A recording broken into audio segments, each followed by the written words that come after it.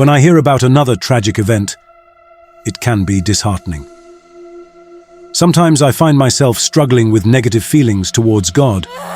I wonder, why doesn't God just eliminate evil? The amount of sin and suffering on earth is overwhelming. The shootings in Parkland, Florida, bombings that harm innocent people in places like Syria, and the terrible experiences of young women trapped in sex trafficking.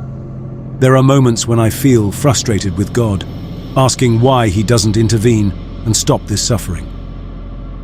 Our adversary's origin.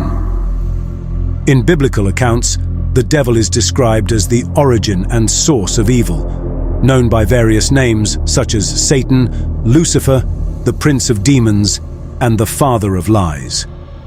He has been a part of horror story lore for so long that many people think he's a fictional character made up to scare children and movie audiences worldwide. Before his fall from heaven, Lucifer served God as a guardian cherub. The Bible doesn't provide a precise timeline for Satan's origin, but passages from Ezekiel and Isaiah give insights into his beginnings, Ezekiel chapter 28 and Isaiah chapter 14. According to these prophets, Satan was an angel referred to as the morning star, or Lucifer. As an angel, Lucifer walked on God's holy mountain and was appointed to serve as a member of the guardian cherubim, one of the highest ranks among the angels in God's heavenly host, second only to the seraphim, Ezekiel chapter 28 verse 14. Being ordained as a cherub was a significant honor in heaven. The cherubim hold a celestial prominence in heaven, so much so that God himself is described as enthroned between the cherubim, Isaiah chapter 37 verse 16. Lucifer's pride led to his fall from heaven. At the start of his existence, Lucifer was created good, as all of God's creations are, Genesis chapter 1 verse 31. The scriptures describe him as blameless in his ways, a model of perfection, full of wisdom and possessing perfect beauty. God trusted Lucifer by appointing him as a cherub, giving him a position of authority among the heavenly beings. However, Lucifer's heart was not content with the power and beauty God had bestowed upon him. He desired more. His pride grew to the point where he became corrupt and violent, no longer willing to submit to God's authority. This arrogance led him to scheme ways to surpass God and gather angels to support his rebellion. Thus, Satan's sin was rooted in pride, rebelling against God and seeking to steal the praise and glory that belong solely to the Lord Almighty. Fortunately, Satan's prideful attempt to overthrow God's throne ended in failure. As a consequence for his rebellion and disrespect of his angelic position, God expelled Lucifer from heaven along with his rebellious angels, casting them down to earth and ultimately condemning them to hell. Matthew chapter 25 verse 41. Jesus confirmed this fall from grace, likening it to lightning from the sky, Luke chapter 10 verse 18. While the Apostle Peter referenced the angels' expulsion to hell as a consequence of their sins, 2 Peter chapter 2 verse 4. After being expelled from heaven, Lucifer realized he couldn't directly seize God's throne. Instead, he turned his focus to deceiving and tempting God's children into turning away from him. Thus, the once bright morning star known as Lucifer became humanity's adversary and accuser, known as Satan. Why does God allow Satan to live?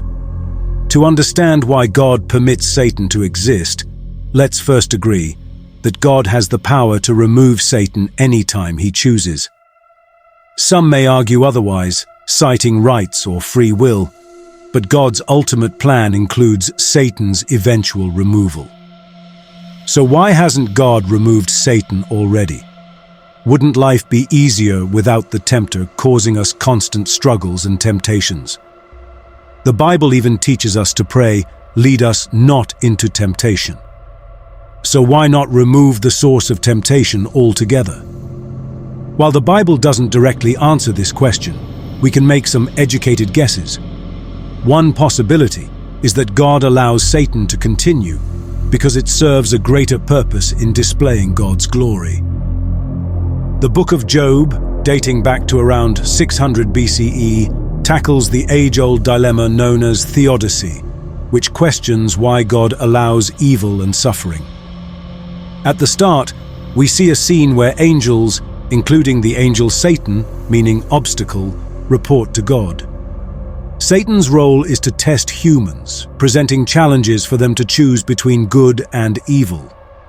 He functions like God's prosecuting attorney.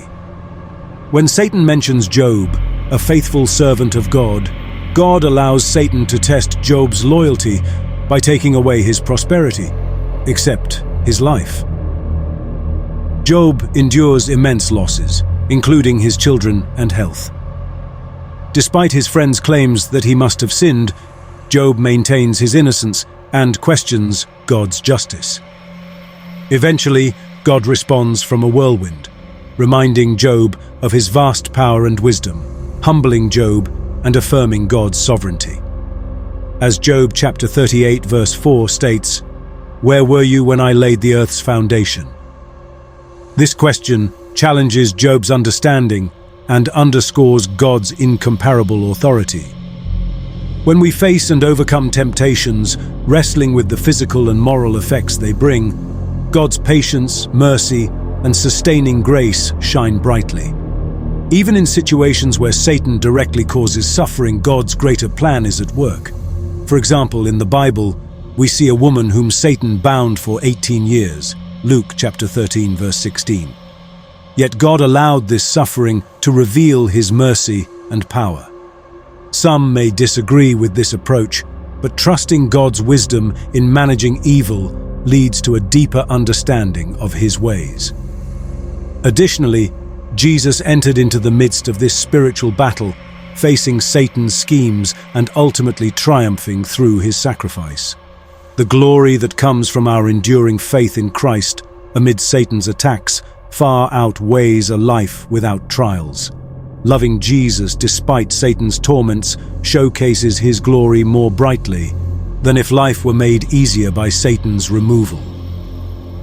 Ultimately, it's our unwavering love for Jesus through trials that magnifies his glory and reveals our supreme satisfaction in him. Why didn't God eliminate Satan? What are your thoughts on this question? Share your insights in the comments. Thank you for participating, and we'll see you in our next video.